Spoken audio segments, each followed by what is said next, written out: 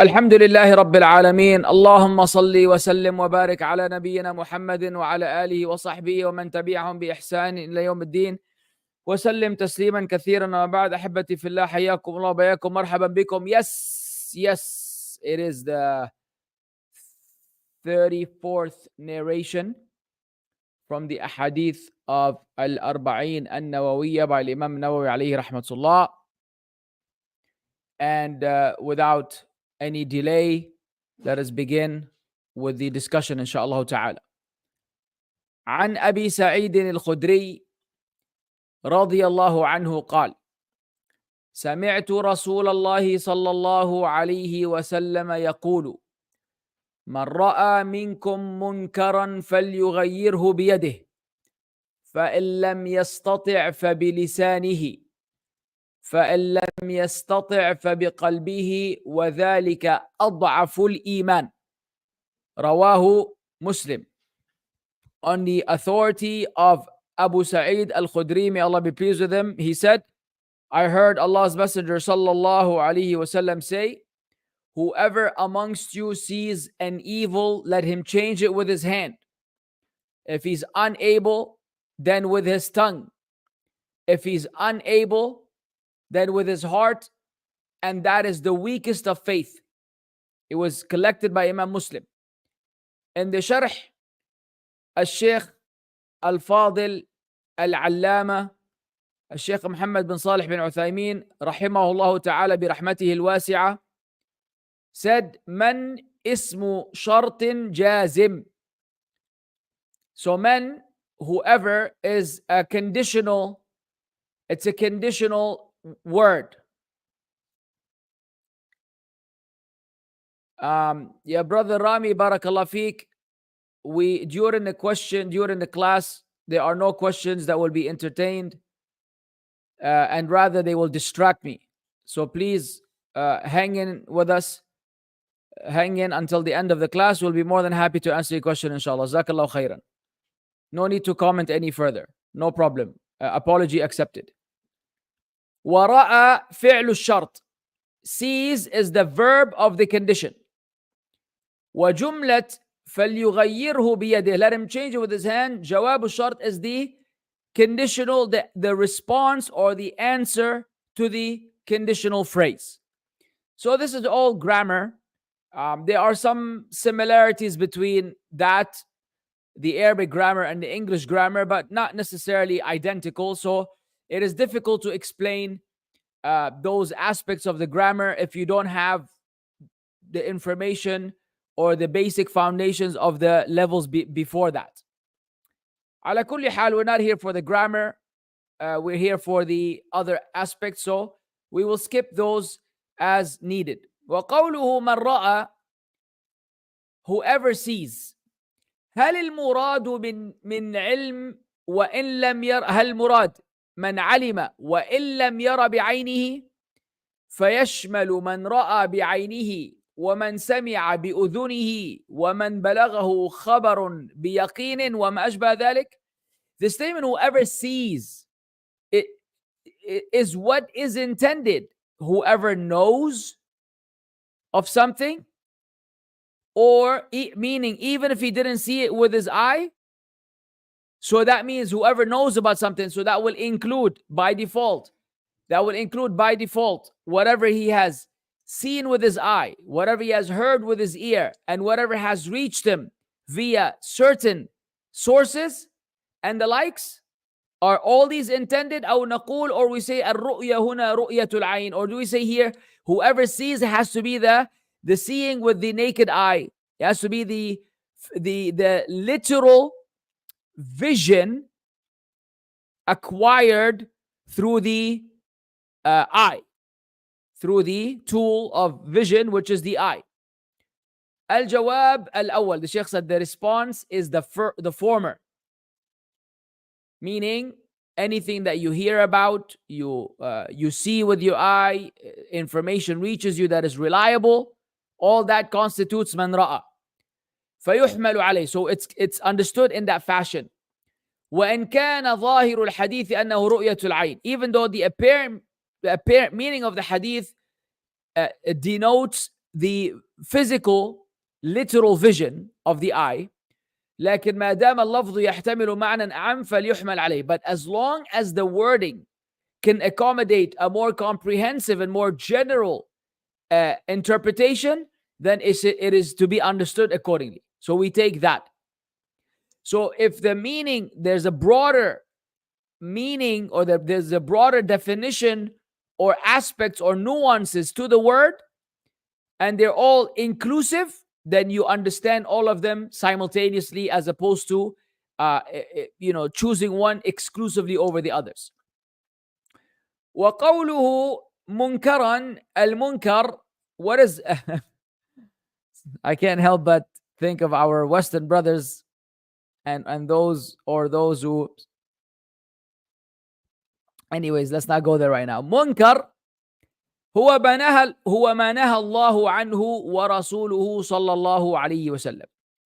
So munkar is anything that Allah has forbidden and His Messenger alayhi salatu wasalam. Now it's very important to understand the Arabic language here and how grammar works, because He didn't say ما نهى الله ورسوله عنه. He said ما نهى الله عنه ورسوله. So here ورسوله is معطوف على لفظ الجلالة, and they both are the fa'il, both of the subject of the sentence. And that's why you say ما نهى الله and ورسوله. If you were to say ما نهى الله عنه ورسوله, you will make it seem as though the sentence means that Allah forbade that and He forbade His Messenger alayhi salatu wasalam. So you'll be altering the meaning in this fashion. So just for your information. لأنه ينكر على فاعله أن يفعله. Why is it called munkar? Because you can actually criticize and forbid the doer regarding that which he has done. Why? He has done that which Allah has forbidden, and or His Messenger Muhammad sallallahu alayhi wasallam has forbidden. فليغيره, so let him change it. أن يغير هذا المنكر بيده. Let him change that evil with his hand. مثاله, an example. من رأى مع شخص آلة لهو لا يحل استعمالها أبدا فيكسرها. Whoever sees with a person a musical instrument that is never permissible to be used. Why did the Shaykh say never permissible to be used? Because if you see someone with a duf, which is a type of very basic drum that is allowed in a wedding and that is allowed on the day of Eid strictly, exclusively by women in front of other women, at least for the wedding. For the Eid, it's a little broader. Then that is not an alat lahu, which is never permissible to be used. There are times where you can actually use this alat lahu. There are times where you can actually use this instrument. That instrument is not exclusively, unrestrictedly forbidden. But a guitar, a piano, a flute, an organ, and so on and so forth. There are no exceptions in Islam which permit the use of these musical instruments, and therefore it is never allowed to be used. Therefore, if you see someone with that, the Shaykh said, break it. You break that instrument. Now, of course, as we move with the Sharh of the Hadith, we will understand that it is not that easy. It's not like you could see a guy walking down the street and he has the guitar, yank the guitar out of his hand and you smash it on his head and you say, I'm doing inkar al-munkar. And I'm, there's you have to make sure that you don't create a bigger munkar than the munkar that you're trying to forbid, as you all know already from previous classes. But anyways, I'm just making that disclaimer so no one can misquote me at some point in time. وقوله منكرا أي لا بد أن يكون منكرا واضحا يتفق عليه الجميع. Allah, very important qualifying statement the Shaykh rahimahullah said. Munkaran, the Shaykh said, it has to be a clear-cut evil that everybody agrees upon. أي المنكر والمنكر عليه, meaning that which is forbidden and the one upon whom this forbidding is taking place. أو تكون مخالفة المنكر عليه مبنية على قول ضعيف لا وجه له, or the opposition or opposing the one who is being criticized here or being forbidden here based on an opinion that is weak, that has no validity. أما إذا كان من مسائل اجتهاد فإنه لا ينكر. As for when it is a matter that is subject to the scholars exerting their information, their knowledge to arrive or to reach a correct position, it's an ijtihadi matter, meaning it is not conclusive, it is not decided, there are various opinions, valid opinions, then there's no فلا ينكره. You cannot forbid the evil. Why? There's more than one opinion and they're valid. There's an aspect of validity, at least one of them. Obviously, one of them is going to be correct. It cannot be that two things are correct at the same time if they're opposing each other. Because Allah says, وَإِنَّا أَوْ إِيَّاكُمْ لَعَلَى هُدًى أَوْ فِي ضَلَالٍ مُبِينٍ. So Allah made that distinction. Either you're upon guidance or in clear deviance. فَمَاذَا بَعْدَ الْحَقِّ إِلَّا الضَّلَالِ. What is after the truth except misguidance? There cannot be two truths. There's only one truth. There could be a situation where two people are trying to arrive at the truth. Both are excused, or one of them is excused for not having found the truth, but he followed the proper means and he has a justification from the Quran and the Sunnah. Yeah, that person is to be treated different than the innovator and the transgressor and the stubborn person who just does not want to submit to the text. Now, فَإِن لَمْ يَسْتَطِعْ أي إن لم يستطع أن ينكره بيده, if he's unable to prevent it with his hand, فبلسانه أي فلينكره بلسانه, so let it with his tongue, so let him prohibit the evil, forbid the evil with his tongue. ويكون ذلك بالتوبيخ, and that happens by توبيخ. توبيخ is scolding. Hey, what are you doing? Hey, يا رجل اتق الله, يا عبد الله لا تفعل هذا, don't do this, brother, this is haram. That's توبيخ.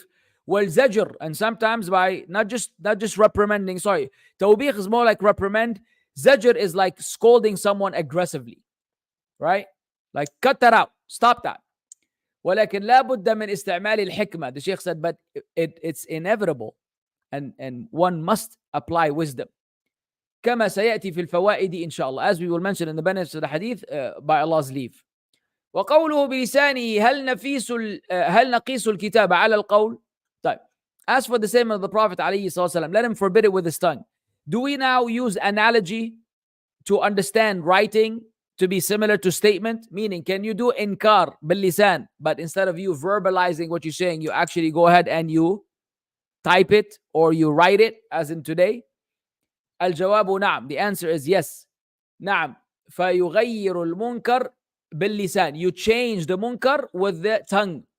فيغير المنكر باللسان. The evil is changed with the tongue. ويغير بالكتابة, and it is changed via writing.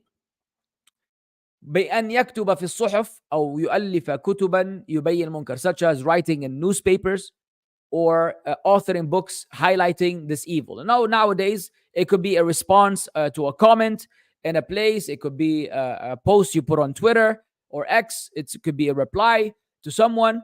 All of these are various ways of forbidding the evil. But, to be very frank with you, akhwan, akhawat, I believe there's a very limited number of people in the world, in the Muslim world today, who are truly knowledgeable of the intricacies and the dynamics of al-amr bil ma'ruf wa nahy al-munkar. There's a lot of conflation. There's a lot of conflation where people will literally fall into a munkar under the pretense of forbidding the munkar. Like they engage in a grandiose munkar in Islam in order to forbid a small munkar in Islam. And without knowledge, you will hardly ever be able to figure it out. Only the people of knowledge are able to assess. They're able to present a scale. They're able to weigh the benefits on one side of the scale, the harms on the other side of the scale. And then the more taqwa they have, the more Allah Azza wa Jal guides them. إن تتقوا الله يجعل لكم فرقانا. If you fear Allah, He will give you the criterion. واتقوا الله ويعلمكم الله. Fear Allah and Allah will teach you. The more you fear Allah, the more Allah will give you the light and the guidance. So what is the first lesson we learn from this? The first lesson is that most of these people that are verbally abusing other Muslims by calling them dogs and donkeys and khanzir وابن الخنزير وزنديق ومدري ايش, not like we do. We say this person is a Khariji because he is displaying all the traits and the characteristics of the Khawarij. He's an Ikhwani because he is tooth and nail in line with the manhaj of Al-Ikhwan al-Muslimin. They say, oh, you're doing the same. We don't do the same. We don't use those words. They use those words. This is the first indication that these people have, and then the takfir, of course, the wholesale takfir. This is the first sign that these people don't fear Allah. In regards to the most basic things, how in the world are they going to be able to understand the bigger picture when they don't even have the discipline and the commitment to Islam to at least adhere from refraining from cursing and verbally abusing other Muslims? When the Prophet ﷺ said, Sibabul Muslim fusuq, verbally cursing a Muslim is defiant corruption, is defiant evil. It's a defiantly evil, wicked person. وَقِتَالُهُ kufr, and fighting the Muslim is disbelief. So when you're calling Muslims kuffar and Zionists and rabbis, you have no fear of Allah whatsoever. And you want Allah to guide you and help you navigate through the confusion? No way. So a minority of people actually are able to assess and know, okay, this is a munkar that is worth, that is required of me to forbid. So if there's an event somewhere that is not from Islam, a haram event, they want you to call it out to the world. Oh, you must publicize and do inkar of this event that took place in this country or that country. These are people that have no understanding of the masalih and the mafasid. Because a greater munkar than you simply say, what are you going to tell Muslims? Halloween is haram. Like the Muslims did not know. Like we haven't said that a million times. Like if someone asked us, is Halloween halal? We're like, I really don't know. I can't answer the question. Why? Because they celebrated Halloween somewhere around here. Have we ever done that? Have we ever done that? La wallah. Someone says, what is the ruling on Halloween? Haram. What is the ruling on National Day and celebrating it? Haram. What is the ruling on it? Haram. But that's not what they want. They want you to call out and publicly criticize the people in charge, which is a munkar greater than the munkar that they are busy with. And when we don't, they say, oh, you're hypocrites. You guys are hypocrites. You're cowards. You're afraid. No, Habibi. I'm following the way of the Prophet ﷺ, who forbade me from making such public criticism. Because that public criticism will not bring about the benefit that you want. You are absolutely ludicrous and foolish to think that as soon as Abu Mussab Wajdi Akkari on Twitter, criticizes this event, they get to shut it down the following year. And when you go speak to the people, the organizers, what happened? Why? What happened to the party this year? You had one last year. Oh, you didn't know? Abu Mussab Wajdi Akkari on X, he called us out. So no more these celebrations for you. Come on, please grow up. Please grow up. Your Khariji blood cells are so itchy. You're like a crackhead. You just want to say anything about the rulers. You dream about speaking about the rulers, even though the Prophet ﷺ said, "La tasubbu umara'akum." Don't verbally abuse your leaders. Don't curse them. Don't make it and la tubghiduhum. Don't hate them. When we see khair, we praise Allah. When we see evil, we say la hawla wa la quwwata illa billah. Because doing something about it in the manner and the fashion in which you want is not in line with the way of the Prophet alayhi salatu wasalam. And you get hated on for following the sunnah. Ask those people, do they know the 100 narrations that tell you that you must obey the ruler? La wallah. They all know one hadith. The best jihad is a word of truth in front of an oppressive ruler. Tyrant ruler. That's the only hadith they know. And all the other hadith, and that hadith has an interpretation because it says عند سلطان جائر. عند meaning you have to be there in front of him, and when confronted you don't fear him, rather you fear Allah and you speak the truth. No, they don't even know these nuances of the explanation of the hadith. That's the only hadith they know. And they ignore all the hadith that explicitly tell you not to go against the ruler, not to remove yadu ta'a, do not remove the hand of obedience, even if he strikes your back and takes your money. La hawla wa la quwwata illa billah. Those are from the words of the Prophet sallallahu alaihi wasallam. Today, if you follow them, you become a madkhali bootlicker. Yani these people are so detached from the reality of Islam, so detached from knowledge. They do a few researches on Wikipedia and they think they figured out Islam. And then they even Shaykh Sulaiman al-Ruhaili became a bootlicking agent. Shaykh, wow, I can't believe, wallah, my eyes can't believe what I read. A person who can't even put a sentence together in Arabic is calling one of the greatest mashayikh of our time to be a deviant, a madkhali, and Medina University should become called Madkhali University. Do you understand what's going on? And those people, those are the same people with 1 million followers, the same people that have people believing them and following them and chasing them and taking knowledge from them and learning their bad manners and then cascading that against all those who oppose them, where they're the good guys and we're the bad guys. And then you wonder how the Dajjal is going to amass a huge number of followers who will all be idiotic and ignorant. It all makes sense now. But alhamdulillah, that's what Allah had decreed. We are pleased with the decree of Allah, and we continue to do our best to, deal with the situation to the best of our ability with our continuous shortcomings. فَإِن لَمْ يَسْتَطِعْ فَبِقَلْبِهِ. If he's unable, then with his heart. أي فَلْيُنْكِرْ بِقَلْبِهِ. So let him forbid this evil with his heart. How does that work? أي يكرهه ويبغضه. Meaning he hates it and he detests it. ويتمنى أن لم يكن. And he wishes that it never happened. And sometimes this is the predicament that we're in. More often than not, when these things are happening that we're not happy with, we are forced by the exact wording of the hadith, because we cannot change it with our hands, we cannot change it with our tongues, because doing so will make us fall into another munkar. Then we are left with what the Prophet ﷺ left us with, which is to hate it with our heart. And Allah knows that we hate those things with our hearts. But once we verbalize it, then we're back to square one, because now you have done the lisan. Another very basic thing that those people don't understand. They want you to know, I want to hear it. Habibi, if you hear it, it becomes bil lisan. I've already verbalized it. So now I'm back to square one.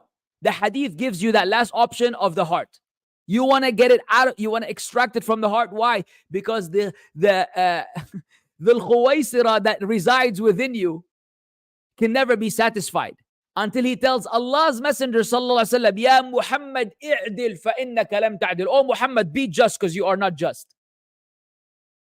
The ones that saw Uthman above 80 years praying with the Mushab between him, they came and killed him and they said, Laqad fuzna bil Jannah, we have attained Jannah. They would rejoice killing Uthman bin Affan, the Khalifa that the entire Ummah unanimously agreed about his Khilafah. They killed him, thinking that this will draw them closer to Allah. And they rejoiced upon killing him. Do you understand how the Khawarij operate in their brain? They're all over the place today. In fact, I am convinced that the majority of the Muslims today have most of the Khawarij traits. Leave my bald head alone. They're after me. They say, oh, the Khawarij, they will have the sign of shaving their head. Actually, all of today's Khawarij, their sign is to have a long hair. So forget that. And let's say that I have a trait of the Khawarij, which is related and connected to a physical appearance. What about all the traits of the Khawarij that you carry within you that are related to iman and kufr and takfir and behavior? So they cannot call me a Khariji for anything except that I shave my head. While most of the Muslims today, they have the traits of the Khawarij, knowingly or unknowingly. All day they curse the rulers, all Tawaghit. So tell me, is this Taghut?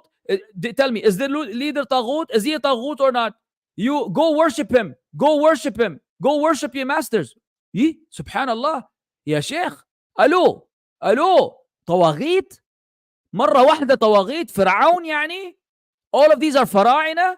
Ya Rajul, we saw the guy pray. La, his salah is not valid. We say him say La ilaha illallah. His shahada is not valid. Who are you to permit people into Islam and dismiss them away from Islam while you're sitting in your living room? Ya Shaykh, fear Allah. Ya Shaykh, fear Allah. Taghut, and you go worship him. Go worship your master. You don't worship Allah. You're the worshipper of, the acronyms. You worship this guy and that guy. Subhanallah, I've never met the guy. Never talked about him. Never talked to him. He became my Lord. So every time I pray Fajr and Dhuhr and Asr, I'm praying to a man. You see the takfir, and they will pass this takfir like they're just like I'm having a sip of coffee. Huh? Bismillah. Huh? No remorse. Absolutely no remorse. So be careful, all Muslims, from following the way of the Khawarij. And today, when you're not a Khariji, you are the enemy of Islam. By merely not being like them, you become the number one enemy. So that's why we're getting attacked day and night. Day and night, we're getting attacked from all fronts. Will that make us compromise the truth that Allah revealed to please the people?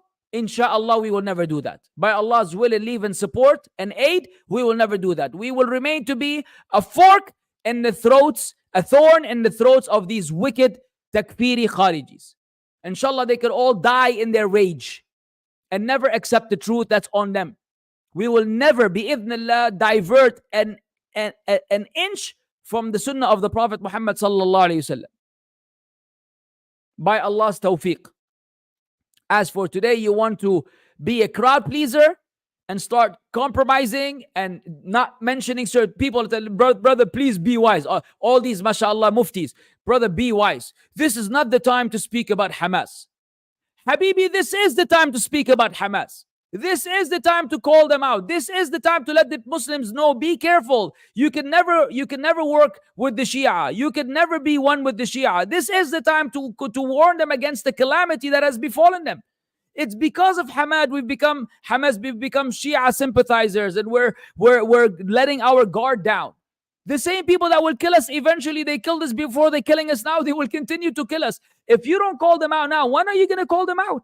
This is the time. This is the wisdom. Because of these ikhwanis and their sururis and their likes wreaking havoc among the Muslims, calling for rebellion everywhere. They want all the Muslim countries to be just like Syria, just like Iraq. No security, no prosperity, no economy, no safety. People are living miserable lives. They want the whole Muslim world to be like this, so then the Jews can come and basically overtake us. Wallahi al-Azim, they are the tools that the Jews are using to dismantle and to weaken the Muslims. Everywhere they go, they have Ikhwan al-Muslimin. They support them, they supply them with weapons and with wealth and with whatever, and they give them positions. And those people's, their job are day and night to speak about the rulers and call for rebellion. Speak about the rulers and call for revolt. And then when they did this to a few countries, they've completely destroyed these countries. They've completely destroyed these countries. Allah yakhrab baytak. Tamam? That's what they have done. That's why Ikhwan al-Muslimin are the biggest calamity to befall the Muslims. And Hamas tells you we are a branch of Ikhwan al-Muslimin. And they've taken their collaboration with the Shia to the highest level. Because even some of the Ikhwan al-Muslimin have some reservation regarding the Shia. Those guys went the extra 16 miles to call Al-Khomeini Imam and to say rahmatullaah alayhi. I don't want to repeat myself, but I can't help it because I'm baffled at what's going on. So you've been warned. You've been warned. Be careful. This is the time to call them out. Just like Shaykh Salim al-Tawil, hafidhahullah, is calling them out day and night. and they're going crazy. They're going crazy. They can't stand it. But we're following the way of those mashayikh. This is the time for the people to know the reality of these double-faced snakes and hypocrites. نعم.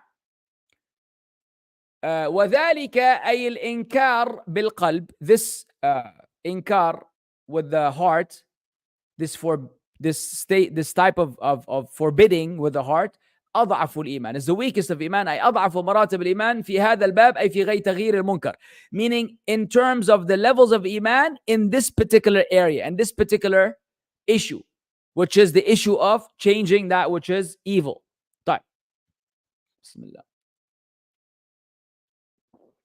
Now we're going to go into the benefits of this hadith. من فوائد هذا الحديث, from among the benefits of this hadith. Number one, أن النبي صلى الله عليه وسلم ولى جميع الأمة إذا رأت منكرا أن تغيره. That the Prophet ﷺ made the entire ummah responsible, gave him the responsibility that if they see an evil, they should change it. ولا يحتاج أن نقول لا بد أن يكون عنده وظيفة. We don't have to say this must be your occupation or your job.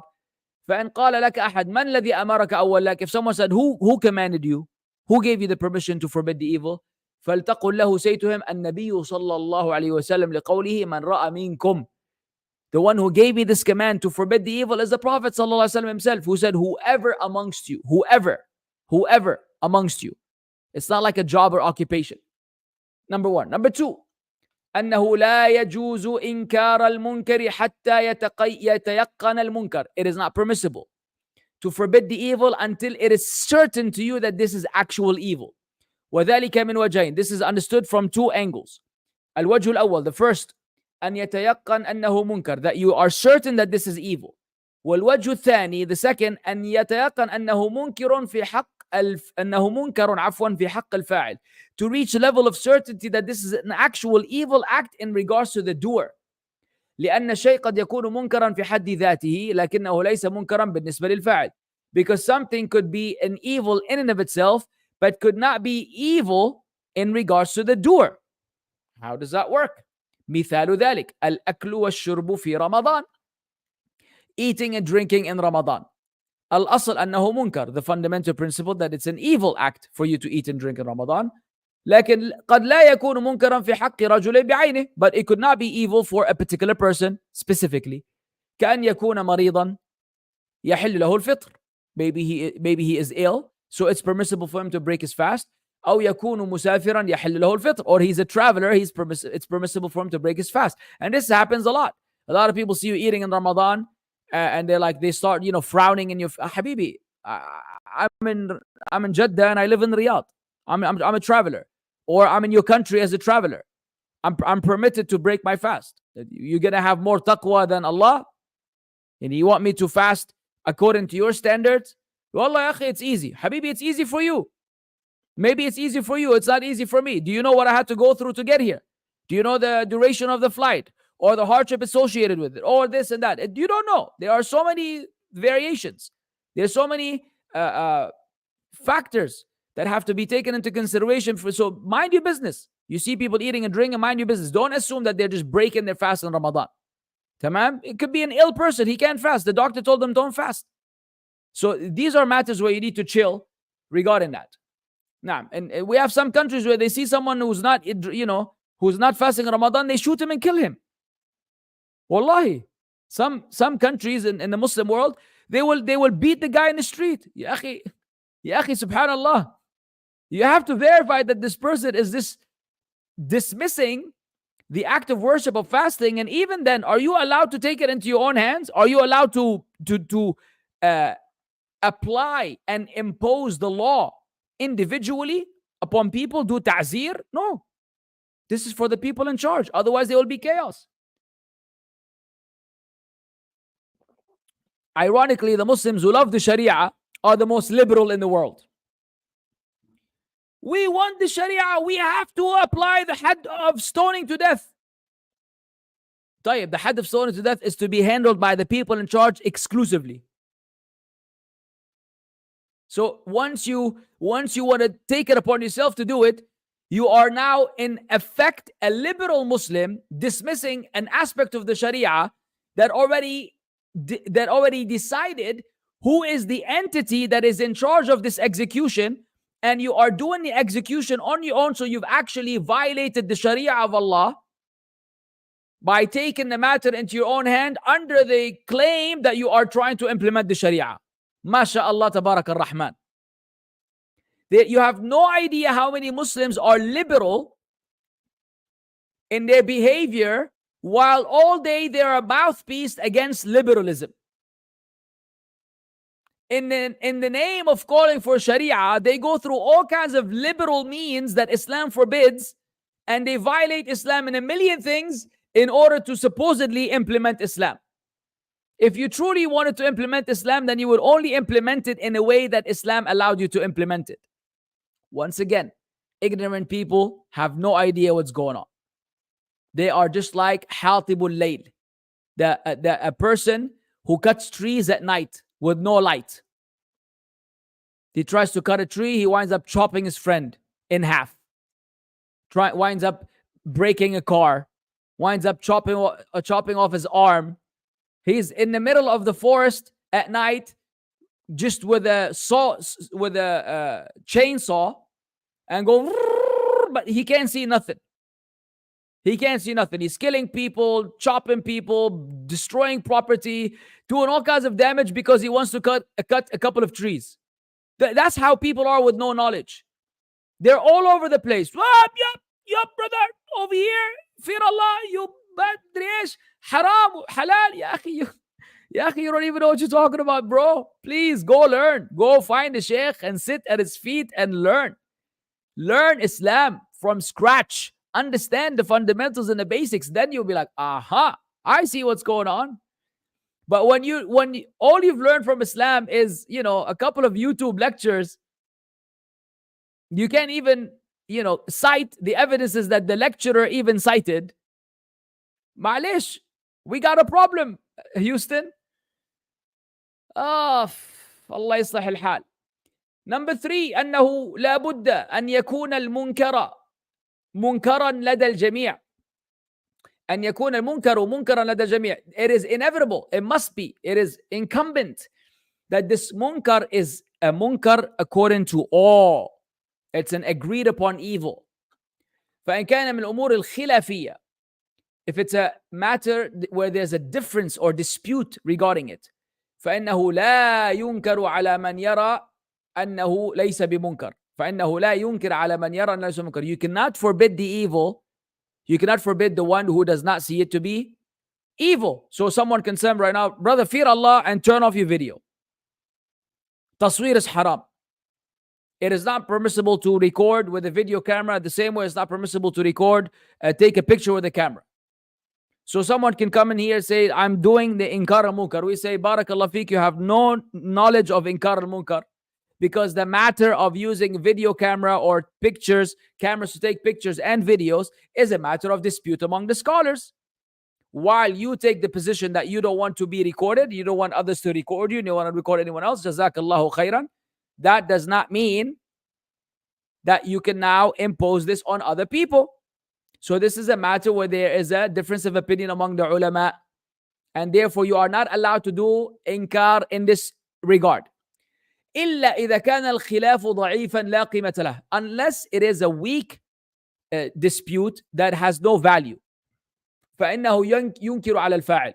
Then you can forbid the evil. An example of that would be, Ya akhwan, we are not done with we're still in the class. We're still in the class. Please do not ask questions during the class. We're a few minutes away from the Q&A, inshallah. فصبر جميل. فصبر جميل. Y'all just start banning these people right away? Or is that adil?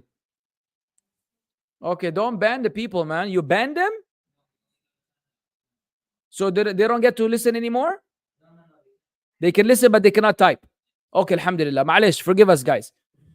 الشاهد من الكلام. What was I saying?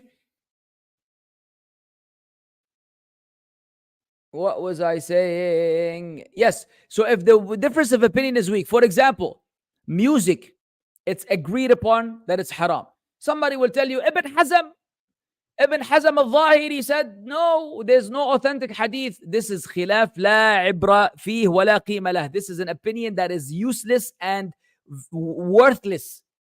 So you still enjoin the good and forbid the evil. You forbid the evil of anyone who's engaging in music and musical instruments and the likes, because that is explicitly haram. And even though there's a khilaf, it's a khilafun da'if. Why? The four madhahib are against it.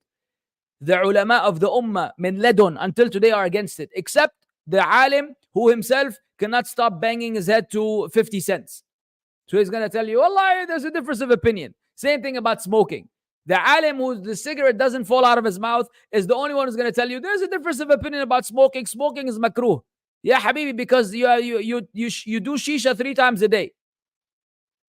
If you didn't, you would fear Allah and you would tell the Muslims the truth about the ruling. وقد قيل, it was said, وليس كل خلاف جاء معتبرا إلا خلافا له حظ من النظر. Not, it was said, not every difference of opinion that is brought is taken into consideration, except the difference that has some virtue or some validity to it. Now, فلو رأيت رجلا أكل لحم إبل وقام يصلي فلا تنكر عليه. If you saw a man eat camel meat and then he got up to pray, don't forbid him. لأن المسألة خلافية. Why? It's a matter of a difference of opinion. فبعض العلماء يرى أنه يجب الوضوء من أكل لحم الإبل. Some of the scholars are of the opinion that it's obligatory to make wudu after you eat camel meat. وبعضهم لا يرى هذا. Some of the scholars do not see that. لكن لا بأس أن تبحث معه وتبين الحق. But there's no harm in having that discussion with him and trying to clarify the truth to him. ولو رأيت رجلا باع 10 ريالات من الورق ب11 فهل تنكر عليه أو لا تنكر? If you saw a man sell 10 riyals for 11, 10 riyals for 11 riyals, do you forbid him or not? جواب لا ننكر. لا تنكر. Don't forbid evil. لأن بعض العلماء يرى أن هذا جائز. Some of the people say this is permissible. وأنه لا ربا في الأوراق, and that there's no riba in paper currency. In paper currency. لكني أبين له في المناقشة أن هذا منكر وعلى هذا فقس. But I explained to him in our discussion that this is evil, and the Shaykh said accordingly you could make similar analogies. فإن قال قائل ما موقفنا من العوام? What is our opinion regarding the عوام, just the layman? لأن طالب العلم يرى هذا الرأي فلا ننكر عليه, because the student of knowledge sees that opinion, so we don't forbid him. لكن هل نقول عوام اتبعوا من شئتم من الناس? But do we say to the layman, follow whoever you wish among the people? الجواب لا. The answer is no. العوام سبيلهم سبيل علمائهم. الله أكبر. The layman, their path is the path of their scholars. لأنه لو فتح للعامي أن يتخير فيما شاء من أقوال العلماء, because if you open a door for the layman to select whatever is convenient to them from among the statements of the scholars, لحصلت الفوضى التي لا نهاية لها. We would have chaos that has no end to it. فنقول أنت عامي في بلد يرى علماء أن هذا شيء حرام. You are a layman in a country where the scholars of the country deem this to be forbidden. ولا نقبل منك أن تقول أنا مقلد العالم الفلاني والعالم الفلاني. We don't accept from you that you say I'm just copying, or I am blindly imitating or following this scholar or that scholar. طيب, inshallah, with this we conclude. We will leave the last sentence of this page and the upcoming one for our upcoming class next week, inshallah ta'ala. So 1:45, we can entertain any questions now. Why do people always call me during the class? The whole day I'm there, no one calls me. No class on Saturday? Yeah, there will be no class next Saturday, inshallah. Sorry, guys. All right. Where are the questions, ya Halween?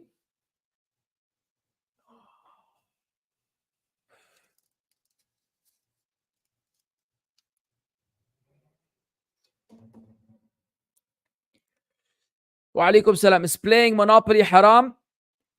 Playing Monopoly is not haram as far as I know, but you cannot use dice. You can play without using dice. You have to come up with an alternative for the dice. Spinner? Yeah, you could use a spinner. What is the ruling on the statement, how can Allah see without eyes? They made the statement to try and argue that Allah's attribute of 2 eyes is literal. Yeah, we believe Allah Azza wa Jal has eyes, literal eyes. We believe Allah Azza wa Jal has eyes. Just like Allah said in the Quran, تَجْرِي بِأَعْيُنِنَا وَلِتُصْنَى عَلَى عَيْنِي. And the Prophet ﷺ said that إِنَّ الدَّجَّالَ أَعْوَرْ وَإِنَّ رَبَّكُمْ لَيْسَ بِأَعْوَرْ. Dajjal is one-eyed and your Lord is not one-eyed, confirming two eyes of Allah subhanahu wa ta'ala. So go back to the Aqeedah Al-Waasitiyaah. We believe Allah Azza wa Jal has eyes. Now what we don't discuss, ya Salafi Muwahid, is the modality. The howness. How? None of your business. Don't imagine, don't think, don't visualize, don't, nothing. Khalas, accept what Allah Azza wa Jal described himself with and mind your business. That's how we deal with it, inshallah. Wa alaikum salam. Does touching private part without lust break wudu? There's a difference of opinion among the scholars. I've heard that the Shafi'i Ahmad Maliki views are that wudu breaks. Is there a chance that the hadith regarding it is not breaking wudu is da'if? I don't know. I do know that there's a difference of opinion among the scholars, and if you want to be on the safe side, unless you're convinced otherwise, avoid touching your private parts. If you don't want to lose your wudu, just play it safe, be on the safe side. Barakallah feek. That's what I know. Wa alaikum salam rahmatullah. Is it okay to play a coloring video game where some of the things you color are animals, but they are pixelated like in Minecraft? No problem, inshallah. The sun revolves around Earth or the other way around? Sun or Earth, which is the center of solar system? I'm not really an expert on this subject matter. I'm not an expert on the subject matter, so I don't discuss things that are above my pay grade. Hey, barakallah feek. Wa alaikum salam rahmatullah. Is it permissible to edit my picture to make it wear thawb and shimagh? Yeah, no problem, inshallah. Ameen ya Rab. Jazakallah khair ya Birat Asam. Asim. In my comment yesterday, I noted 13 words followed by an apostrophe, then 12 words and another apostrophe, and finally 8 words. The sum is clear. Let's not be dismissive or hasty here. 13 and 12 is 25, and 8 is 33. Okay. Ahmed, what are you on, Habibi? What do you take before the class? I suggest you leave it alone. I was called a Zionist for advising brother not to criticize the student of knowledge for not discussing Gaza enough. Is it permissible to point out as apparent hypocrisy? Of course it is permissible. These guys are the funniest people. Man, wallah al-azim, ya akhi, the people today are so hilarious. You guys, I wish I could show you a video. I wish I could show you a video of this clown that made a video about me. A brother who can't even put a sentence together. Nah, man. Dude called me khanzir. My mother is a pig. My father is a pig. I'm a dog. I don't know what. Dayuth, Ibn Dayuth, accused my father, slandered me, my mom, my dad. All of these are in the court of Islam. He will be lashed, hopefully to death. Some old fart from the UK, Egyptian from the UK with the typical unbearable Egyptian accent. Brother and sister, this Wajdi, Abu Mussab, Wajdi, Akkari. He doesn't want to discuss Gaza. You khinzir, son of khinzir. And then in the middle of all this, he says, Subhanallah. It's an 8-minute video of an absolute rant calling me all kinds of, and you're like, yo, like you're an old man, ya rajul, you have gray beard, like have some shame. So these people, akhi, who are Gaza worshippers in that sense, and I'm not, let me take that back. I don't want to be like them. Those who are Gaza obsessors have absolutely no fear of Allah. No fear of Allah. Ajib, ya akhi. Allah al-Azim, I was laughing and sad at the same time. How could I would rather sit with a Christian and have lunch than sit with a lowlife like this who calls himself a Muslim, whose language is depicted from 50 Cent's rap track. Anyways, next. Yeah, of course he's liable for lashes. That's qadhf.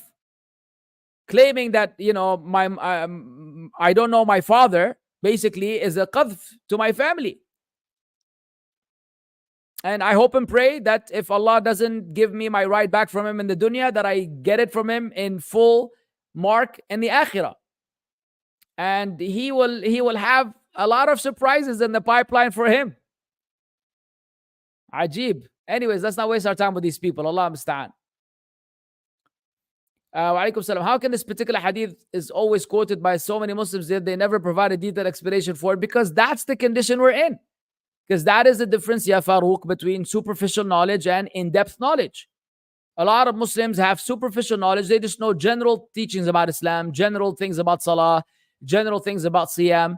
But how many people actually delve into the depth of Islam and learn these things properly, structurally, in an organized manner? Very few.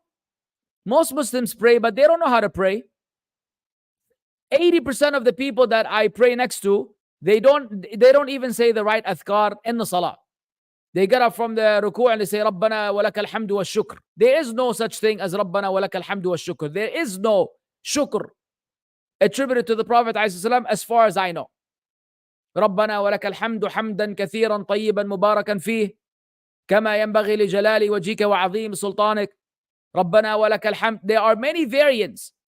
People today just come up with things on their own. Between the sajdatayn, they say, Allahumma alayka bil yahud wal nasara. Ya akhi, what are you doing, ya akhi? Ya akhi, you're supposed to say, Rabbi ighfirli, Rabbi ighfirli. Most people don't even know how to pray, ya Farouk. They don't even know what nullifies their fast from what doesn't nullify their fast. If they went to Hajj, they have no idea how to perform Hajj. They don't know how to calculate their zakah or pay their zakah or give their zakah to who. That's the majority of the Muslims. They wonder why we're being slapped around by the kuffar. It's because we are detached from Islam. We are divorced from Islam to a degree. So that's why people just know the hadith. Oh, marra minkum munkar. That's the only hadith they know. They don't know anything about the details of it. Allah musta'an. Is taking pictures on your phone haram, ya Shaykh? No, I'm of the opinion that taking pictures on your phone is not haram. And I'm not a Shaykh, ya Abdul Mujib.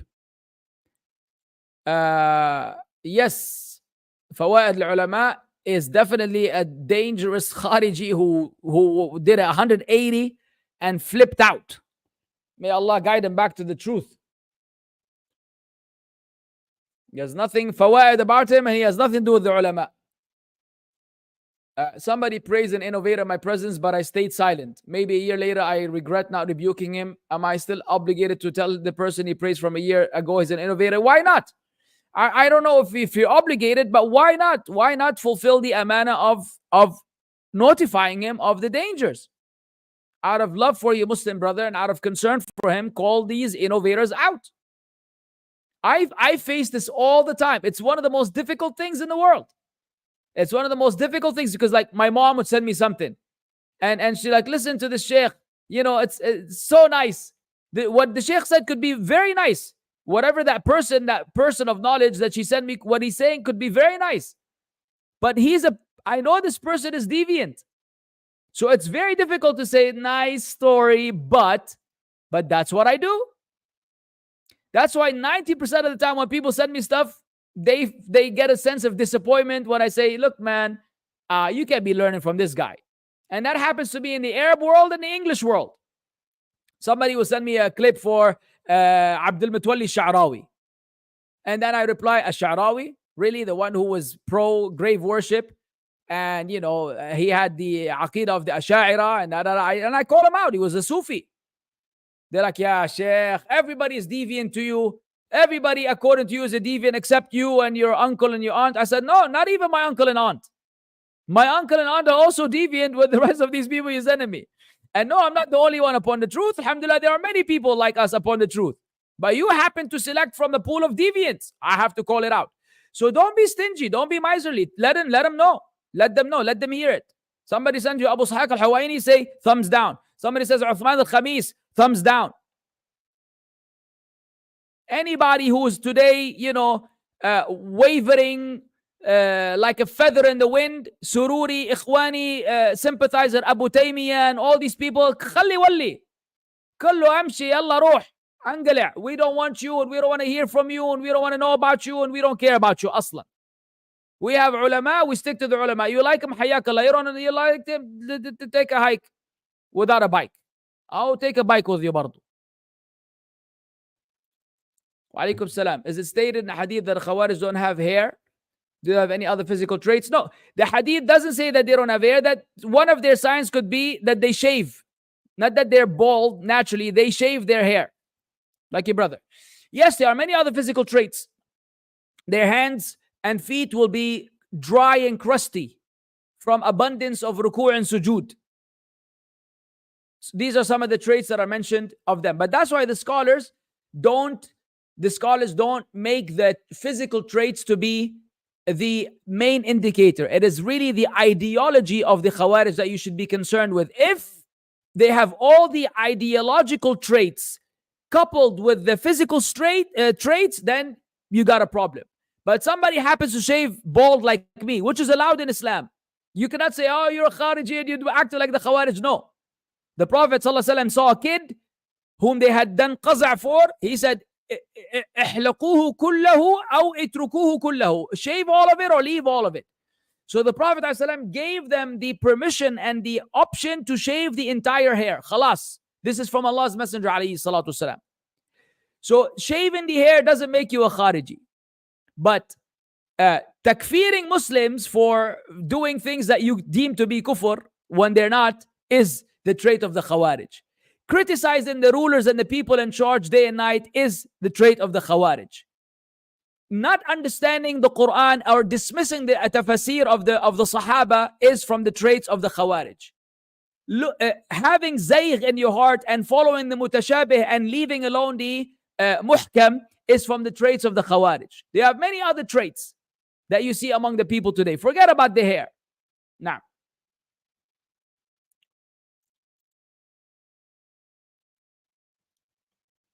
is it permissible to work out in a gym where music is played? Yani, some of the scholars say if there's no alternative, if you have no alternative, you need to go to the gym. It's good for your health, good for your Islam. It's not a mixed gym. It's a strictly male gym. Or if you're a female, it's a strictly female gym. And the only downside of it is music. Okay, take your own Samsung Buds 3 Pro with active noise cancellation. And, listen to a lecture. Listen to the Al-Aqeedah Al-Waasitiyaah while you're working out. No problem. If you're unable to do that and the music is there, but you're not attentively listening, it's just you're hearing the music, but you're not listening, it's a problem, but it's less of a problem. Now, but you have to weigh the benefits and the harms. If you have alternatives, then you just go for the alternatives. You don't go to the gym.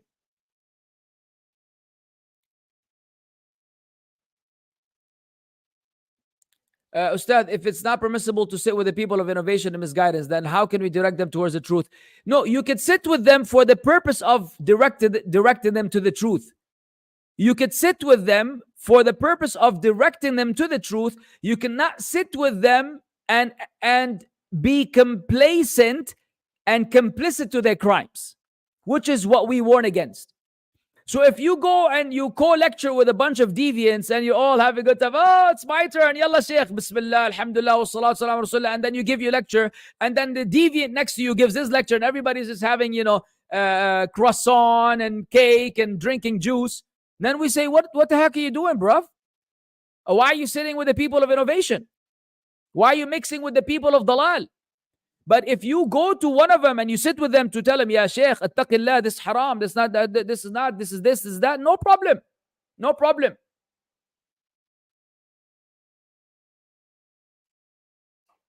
Wa alaikum salam. Do you lectures about raising kids according to the Quran and Sunnah? Yes, I have a series on our channel called The Muslim Household. There's a playlist on our channel, One Way to Paradise, titled The Muslim Household. It's specifically about this particular question, Barakallah Feek. Or Feeki. Shadi al-Masri said Lebanese kid in Saudi said Allah have body parts. Yeah, well, Shadi al-Masri is a deviant Ash'ari. And I always like it when someone still insists that I'm a kid. A rather grown kid with kids of his own that are grown kids of his own. MashaAllah, tabarakallah, Allah bless me and bless all of you. My children's ages are what, 19, 17, 15, and 6 respectively. Those are kids. I am the father of those kids. So how I qualify to still be a kid is rather amazing. MashaAllah, tabarakallah. I've always advised you guys to eat healthy and to play sports. Maybe it just paid off. Maybe it just paid off by Allah's grace and mercy, that eating properly and trying to stay fit keeps you young to some degree. And still, you could die tomorrow. One of us could die tomorrow. Doesn't mean anything. But anyways, those people just want to throw around insults. No problemo. Insult me all you want, Habibi. I need good deeds by the tons. When people make videos about me, and when people call me, and they not people that refute me in a scholarly way, academically, wallahi, I don't mind. Refute me scholarly, academically, wallahi, I don't mind. But the people that just make videos that are just pure clowning, or if you refute me academically with some clowning, I will also let it slide, because I do the same. But those who are just out there doing vicious stuff, I can only thank you for the good deeds. I can only thank you for these slanders, because honestly, I could not achieve those good deeds on my own. I am not righteous enough.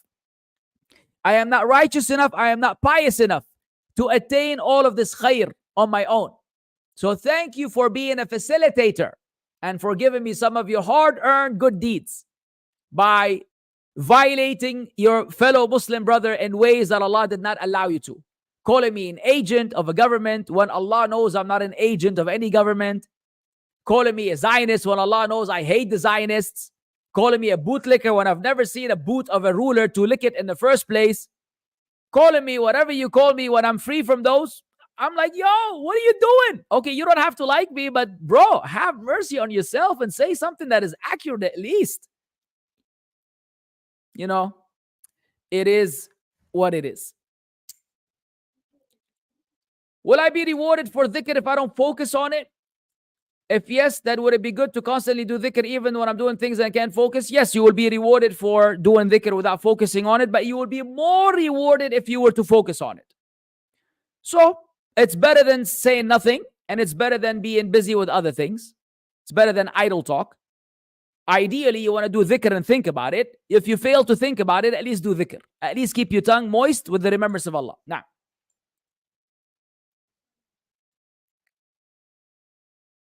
we're done with this guy from a long time ago. لماذا هنالك مذاهب فقهية في الصلاة والتي إن صلحت صلح سائر العمل نجد أقوال مختلفة فيما يتعلق بالصلاة المسبوق مثلا ألا يجب إلا أن يكون هنالك اختلاف خصوصا لو تعلق الأمر بالصلاة. يعني they are مذاهب فقهية يا محمد because the scholars they deduced different principles and foundations from the Quran and the Sunnah. And because of these differences in their jurisprudential extraction and deduction of the Quran and the Sunnah, they arrived at those principles. And those principles, when applied to the ruling, will vary. I don't know. That's maybe the shortest way I could put it in. طيب يا أخوان وأخوات. So we have to conclude the class. It's already 5 minutes past the mark. May Allah bless you all for your patience and forbearance and perseverance. May Allah help us practice Islam to the best of our ability. May Allah make us a source of guide and guidance for others. And may Allah Azza wa Jal help us bring enlightenment to the lost Muslims because it seems to be a real issue nowadays. So let us all, inshallah, work together to be a good source of knowledge and guidance to the Muslims. And with Allah lies all success. Subhanakallahumma bihamdik. أشهد أن لا إله إلا أنت أستغفرك وأتوب إليك. السلام عليكم ورحمة الله وبركاته.